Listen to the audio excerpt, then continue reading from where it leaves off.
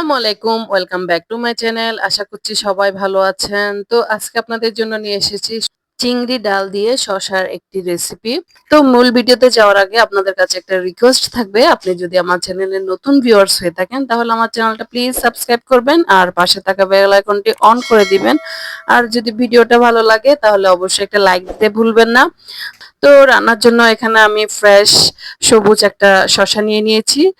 এরপরে শসার যে উপরের স্কিনটা আছে সেটাকে আমি ছিলে নিচ্ছি। এবার পুরোটা শসার স্কিন ছিলে নেওয়ার পরে আমি শসাগুলোকে পিস করে নিয়েছি। আমি শসাগুলোকে ফালি করে কেটে নিয়েছি এবং শসার মাঝখানের অংশটাকে ফেলে দিয়েছি। এই যে দেখুন আমি এইভাবে কেটে নিয়েছি সবগুলো শসাকে এক সাইজের করে। এখানে হাফ কাপ মসুর ডাল আছে, এগুলোকে আমি পরিষ্কার করে ধুয়ে তারপর পরিষ্কার পানিতে ভিজিয়ে রেখেছি।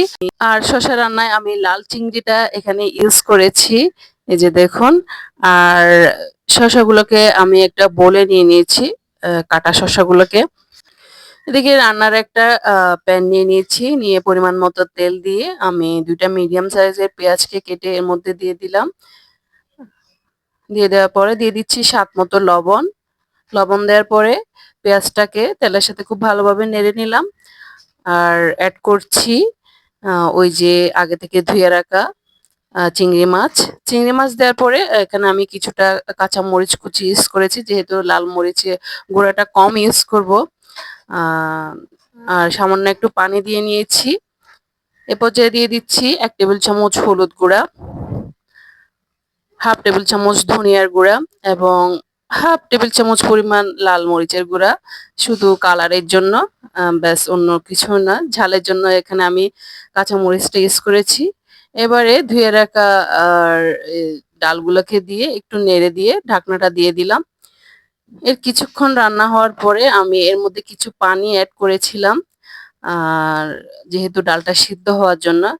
ডালগুলো 60% মতো সিদ্ধ হলে তখন আমি কেটে রাখা শসাগুলোকে এর মধ্যে দিয়ে দিব, দিয়ে খুব ভালোভাবে নেড়ে নিব।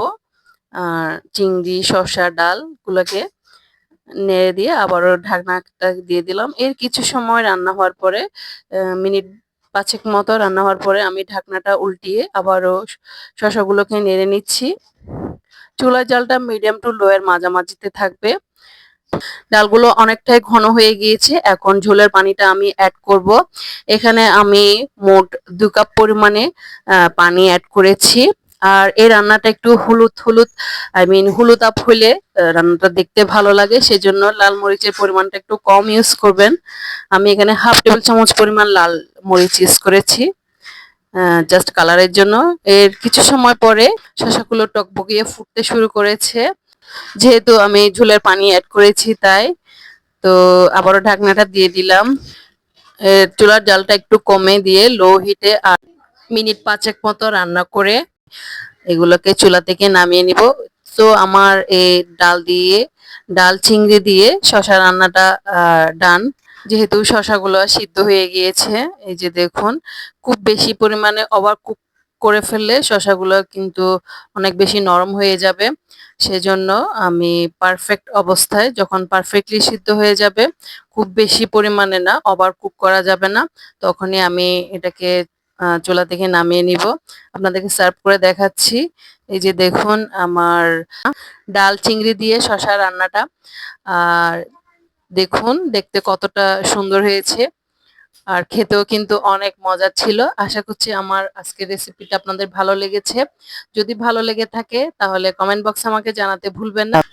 আজ এ পর্যন্তই, দেখা হবে অন্য আরেকদিন অন্য কোনো নতুন রেসিপির সাথে। ততক্ষণ পর্যন্ত ভালো থাকবেন, সুস্থ থাকবেন। আল্লাহ হাফেজ।